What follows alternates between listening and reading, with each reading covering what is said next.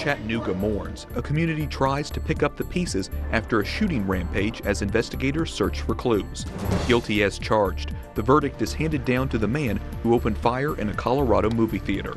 People parking, Pope Francis opens up his Vatican helipad to a nearby children's hospital. Tools for Life, we highlight a school spreading the message of St. John Bosco 200 years after his birth. Those stories and more on EWTN News Nightly for Friday, July 17, 2015.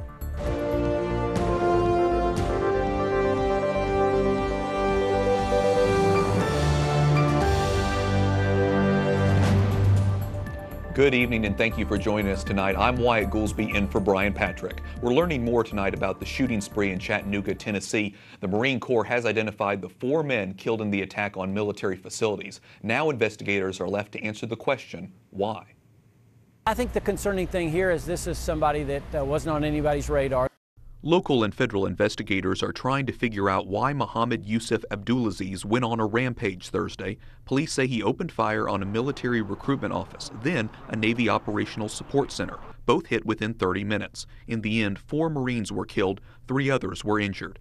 Investigators are now looking to see if the shooter had any ties to terrorism. There's no indication at this point that anybody else was involved. Obviously, we're still at the beginning of this investigation. We will explore any possibility, and that includes whether or not anyone else was involved in this. Those who knew Abdulaziz say he was a devout Muslim. They say they never imagined he would be behind such a violent act. He always had a smile on his face. He never seemed like the type of kid that would do something, this heinous. When I heard it, I mean, literally there were tears in my eyes. He was one of the nicest kids that we trained there. Family members took to social media to mourn the loss of the 4 Marines. Marine Gunnery Sergeant Thomas Sullivan reportedly survived 2 tours of duty in Iraq and was a Purple Heart recipient. The family of Skip Wells says he also lost his life in the shooting. The Georgia native graduated high school just 3 years ago. As the victims' families recover, the community also has to heal. The sense of sorrow is deep around here in terms of what's happened. This is a great city whose heart is broken right now. So far, investigators have not found any evidence that Abdulaziz was directly influenced by ISIS. However, some reports show that he did blog about jihad. And now to some of the other stories our EWTN News Nightly team has been covering in today's world. A Colorado jury finds Aurora theater shooter James Holmes guilty on 24 counts of first-degree murder and on 140 counts of attempted murder. After the verdict was delivered, relatives and victims and survivors of the shooting described their feelings. Mark Irons has their reactions. For survivors of the Aurora theater shooting and for family members of victims, there was relief and grim approval for the jury's decision. But it didn't relieve the pain. Tom and Karen Teves lost their firstborn son, Alex. Everybody else is going to walk away and it's over, right? It's another day at the job. But it's not for any of these families, because whether they celebrate Hanukkah, Christmas, Ramadan, none of these people are going to be at dinner ever again. Ever. Marcus Weaver was in the 5th row of the theater with his friend Rebecca Wingo, a single mother of 2. When they announced Rebecca's name, the tears just flowed out of my eyes, and still right now it's a level of sadness, and like there's this pain in my stomach. And then of course they read my name off too, but at that point I was just not even watching anymore and just trying to hold the tears back. Yusef Garbi was shot in the head. His relief at the verdict was physical. My body shuddered. I just felt flushed of everything. So much relief. I felt great. Jansen Young was with her boyfriend, John Blunk. He died protecting her. I felt so much relief. I just feel closure and a weight lifted that I didn't even know was there.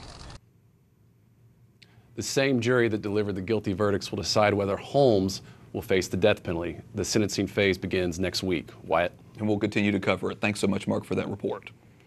People across the world are gathering to remember the victims of the Malaysia Airlines Flight 17 crash. A year ago today, the jet was shot down over eastern Ukraine, killing all 298 people on board. Memorial ceremonies were held across the Netherlands, and Dutch flags are flying at half-staff. Most of the passengers on board MH17 were from the Netherlands. Germany's parliament votes overwhelmingly to approve new Greek bailout talks. Today's vote clears a major hurdle for Greece getting a rescue fund worth up to $96 billion. Some have questioned whether Greece will remain part of the Eurozone, but the head of the European Central Bank says it was never a question. The United States and Cuba are set to resume diplomatic relations Monday after 54 years. It's a key step in President Obama's policy of moving to normalize relations with Havana, but not everyone in Washington thinks it's a good idea. Some members of the House are pushing back. This week, the House Appropriations Committee approved a bill which funds U.S. Customs. The bill prohibits Americans from bringing back products from Cuba that are subject to stolen trademarks. It's the fifth bill to pass the committee with provisions challenging President Obama's Cuba policy. Frank Calzon, the executive director at the Center for a Free Cuba, joins us now. Frank, there's still so much opposition to the president's move to normalize relations with Cuba. Will any of these types of restrictions that we've been talking about actually counter the policy effectively? Well, the House of Representatives and the Senate are playing a role in regard to the Cuba policy as well as in regard to the Iran policy. The concern is that, for example, the opening of the embassies are a very unusual way by the United States. The American embassy in Havana still has not received a commitment of the Cuban government that the Cuban regime will not continue to open up the diplomatic pouch, which is under the Vienna Convention something that they should have. And there are several other things. While the president keeps talking about relations with Cuba, he's really talking about relations with Raul Castro. And while this is going on, a group of Catholic Cuban women that go to church every Sunday dressed in white, they call the ladies in white, continue to get beaten and dragged down the street by Cuban police. Well, let's talk about the Catholics there, because President Obama has credited Pope Francis with helping to kind of pave the road for diplomatic relations. Now, this week Francis downplayed that role, but how do you think U.S. and Americans can help the Cuban people without necessarily working with the Castros? Well, I think that the American people and American Catholics could be extremely helpful by helping what I call the grassroots strategy.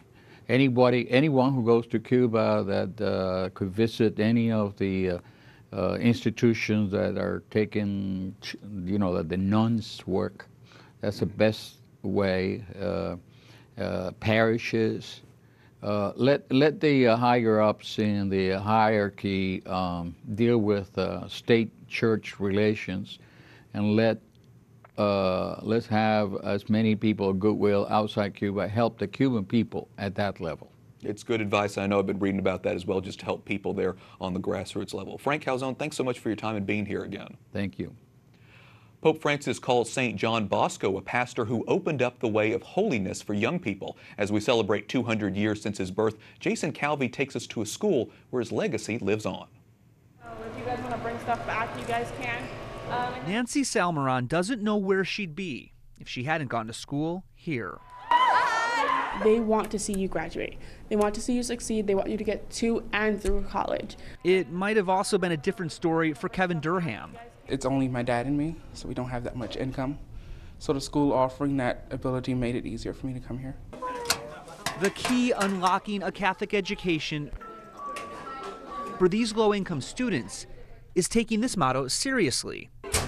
5 times a month, the students go to work to pay part of their tuition. Kevin worked at Fannie Mae. So I worked on their capital markets trading desk, which exposed me to the whole financial markets, and from there I knew I wanted to be a trader. So going to finance was the best idea. Kevin's next step is Georgetown University. His classmates voted him most likely to succeed. As for Nancy, is most likely to change the world. Nancy Salmeron and Carlos Luna. She's going to the University of North Carolina with a solid foundation. If I could put it in terms of a picture, my faith when I started my freshman year was the size of an ant, and now it's like the size of the sun. This school is run by the Salesians, founded by St. John Bosco, and his legacy lives on in these graduates. In Washington, Jason Calvi, EWTN News Nightly. Thanks, Jason. The Vatican's helipad is going to be getting a lot busier for a good cause. The Vatican has agreed to let Rome's pediatric hospital use the Pope's helipad for emergency transport of patients and organs around the clock.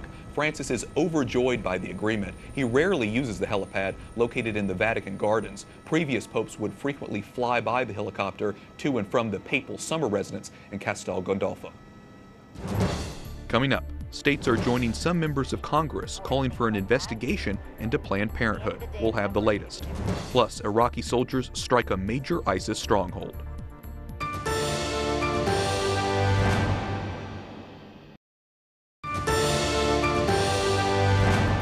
Thank you for being with us this evening. I'm Wyatt Goolsby. Officials in Georgia, Indiana, and Ohio will be investigating Planned Parenthood to determine if organs from aborted babies were being sold in their states. That's in addition to probes by lawmakers in Washington. Congresswoman Marsha Blackburn of Tennessee says the undercover video showing a doctor discuss aborted babies over lunch is concerning. The concern in the hours of video that exist is the way Planned Parenthood has participated in the selling of the tissues and the body parts. And of course, the video is absolutely abhorrent. Planned Parenthood's president acknowledged the lack of compassion shown by the official in the video, but vigorously defends her group. That undercover video has been a gruesome reminder of the reality of abortion. Tonight, Catherine Szeltner joins us with more on how one group provides mercy and hope to women in the aftermath. Catherine? Why 21% of U.S. pregnancies will end in abortion, according to Planned Parenthood. But as St. John Paul II wrote in his papal letter, The Gospel of Life, the Father of Mercies is ready to give forgiveness and peace to those post-abortive women. Project Rachel Ministry helps make that peace a reality. Many of the women think that this is the unforgivable sin. Women who have abortions often deal with grief, loneliness, and shame. As a teenager, Vicki Thorne witnessed that shame when her friend got an abortion and would say, I can live with the adoption, I can't live with the abortion. Thorne realized post-abortive women need special care, so she founded Project Rachel Ministry in 1984. Now it's in nearly every U.S. diocese. I have witnessed the most beautiful transformation. I have witnessed lives transformed. Julia Shalava heads Project Rachel Ministry in the Archdiocese of Washington. The program integrates spiritual and psychological healing because many women have undergone a traumatic experience before getting an abortion, according to the group. One of the ways the human person thinks that we can get out of this cycle of trauma is to live through another trauma, and somehow it's going to get better. Project Rachel Ministry includes retreats, support groups, and calls for the sacrament of penance. There is healing and reconciliation and hope beyond their wildest dreams. Shalava wants post-abortive women to know they are not alone. There are communities out there, there are women out there who get them, who understand, who are not going to judge them, and that are willing to walk this journey with them. Project Rachel Ministry is a confidential program for women of all faiths. If you want to contact Project Rachel Ministry, there's a nationwide number to call, 888-456-HOPE. Wyatt. And it's incredible the good work that they do. We're happy to feature them. Thanks, Catherine, very much. Worshippers in Baghdad mark the end of holy month of Ramadan and the first day of Eid. Iraqi police could be seen searching people arriving for dawn prayers at one mosque in the city amid increased violence in the capital. The celebrations last for 3 days and are a time for family gatherings and exchanging gifts. Meanwhile, the fight against ISIS continues. Video released by the Iraqi Defense Ministry this week allegedly shows Iraqi jet fighters carrying out airstrikes on terrorist hideouts. The footage was said to be filmed by a jet flying over the Anbar province. Iraqi air forces had been supporting a government offensive there to retake the region from militants. The Ministry of Defense says ISIS suffered heavy losses in men and equipment following the attacks. And this week, nearly 500 artifacts recovered by U.S. Special Forces are now back in Baghdad. The military seized the antiquities during a raid in Syria targeting ISIS. And here to tell us more about that is Dr. Catherine Hansen, an archaeologist who specializes in cultural heritage. Catherine, what is the impact, whether it's ISIS or any other group, but what is the impact when artifacts are stolen? these artifacts lose their story. If they're artifacts that are being stolen from the ground and out of archaeological sites, you're losing all the scientific information and all their context. If they're being stolen from museums or from homes or archives, these artifacts lose the cultural heritage story that goes with them, and the people lose their heritage. And obviously that has such a negative effect in research just years down the line. Absolutely. One object that was recovered we want to show is a 500-year-old manuscript. What's this artifact's significance? So I'm an archaeologist, I'm not a manuscript specialist, but I can tell you that it's been reported that that manuscript was written in Aramaic, which is the ancient language that Jesus spoke, and is a Semitic language that was common in the region. And it's clearly a church document, it's a church manuscript of some sort. And that manuscript is probably just one of many that have been stolen by ISIS and sold for profit. And that's one of the really frustrating things, is that these artifacts, all the coins that were in that collection, that manuscript, a number of other artifacts, all of those could be sold to profit ISIS. Okay. And there's a bipartisan bill that's headed to the Senate that would restrict the import of stolen material from Syria specifically. Just what's your take on that bill? So I'm very supportive of that bill. It recently passed the U.S. House of Representatives. It was introduced, it's H.R. 1493. It was introduced by Representative Engel from New York. And this bill it's got bipartisan support, and it would restrict the import of Syrian artifacts that have been stolen. And that's important because Syrian cultural material is really similar to Iraqi cultural material. And right now there's some import restrictions in place and have been in existence since 2008 for Iraqi material, and it would be great to see the entire region covered because this will prevent any accidental sales, anyone from importing anything that would benefit ISIS that's been stolen from cultural sites in Iraq and Syria. Well, hopefully they will make progress with that. Is there anything that we as just typical Americans can do to support the situation there? Well, I would encourage you and your viewers to reach out to your senators. Now that H.R. 1493 is passed from the House, it's gone into the Senate, and Senator Casey from Pennsylvania will be introducing it in the coming weeks. And I'd encourage you and your viewers to reach out to your senators and support that bill. Okay, very good. Well, we appreciate your talking about it, Dr. Catherine Hansen, Penn Cultural Heritage Center. Thanks so much. Thanks. Up next, a week after Pope Francis meets with miners in Bolivia, we find out what the church is doing for mining communities in the U.S. And we take a look into the future, how one hotel is being run without humans manning the front desk.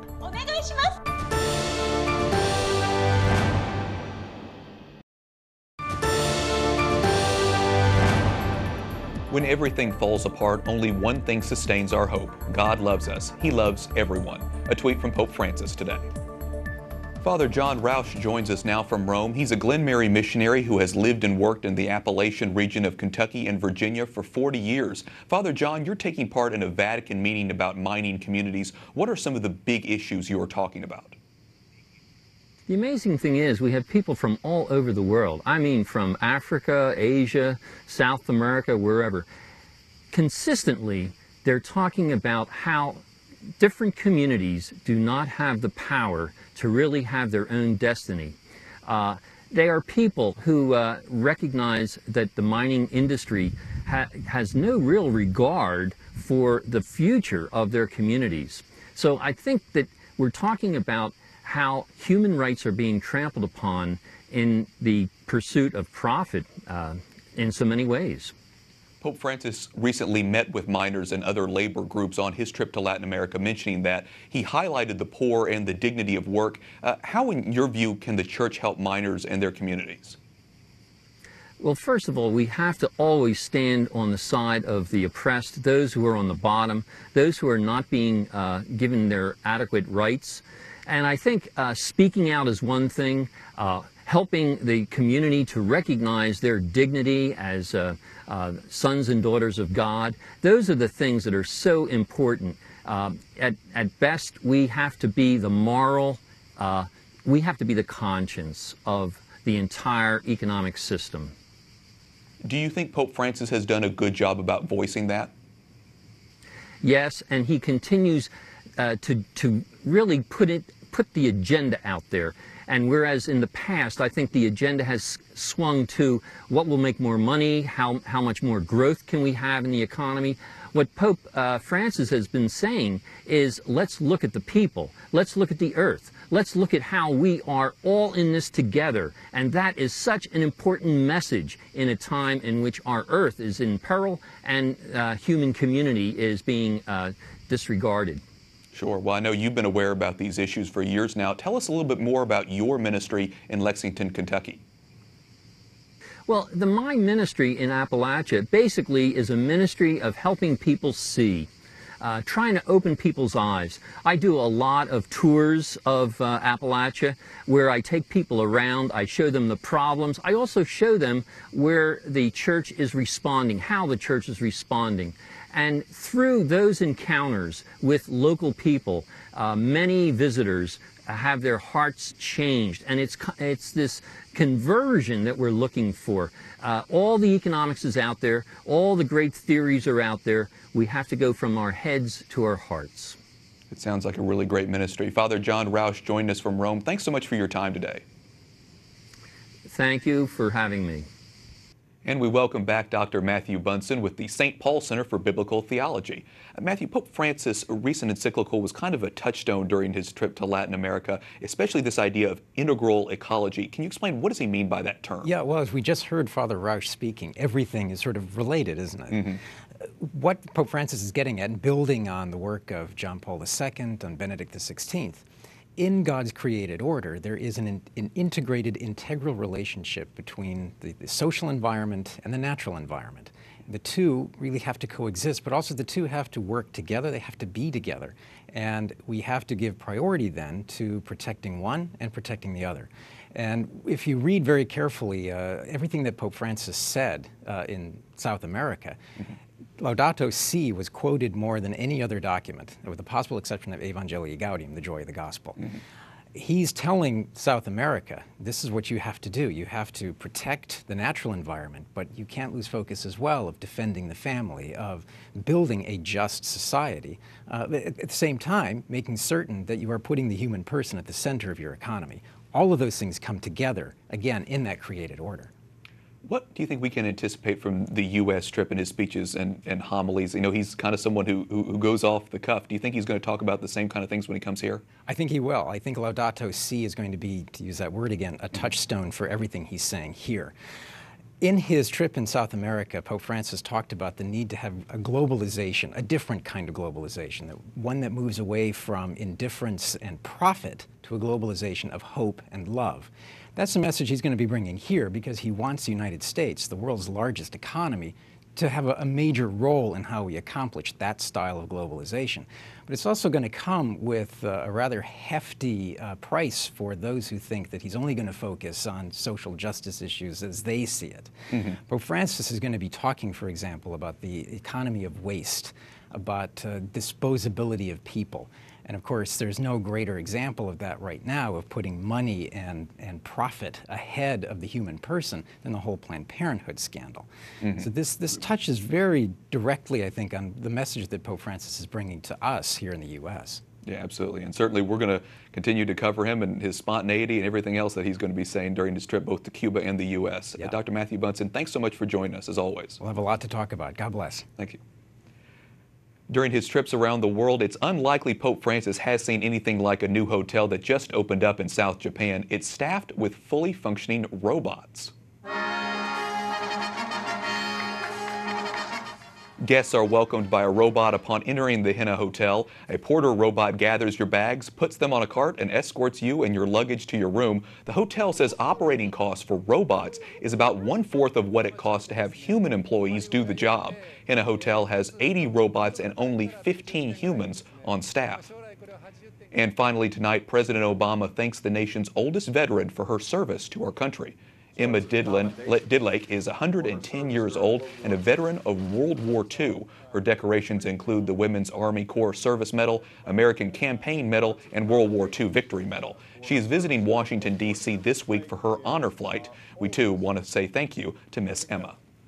And we want to thank you for watching tonight. Until Monday, like us on Facebook, follow us on Twitter, and watch again anytime on EWTN's YouTube page. For the entire EWTN News Nightly team, I'm Wyatt Goolsby. Good night, and God bless.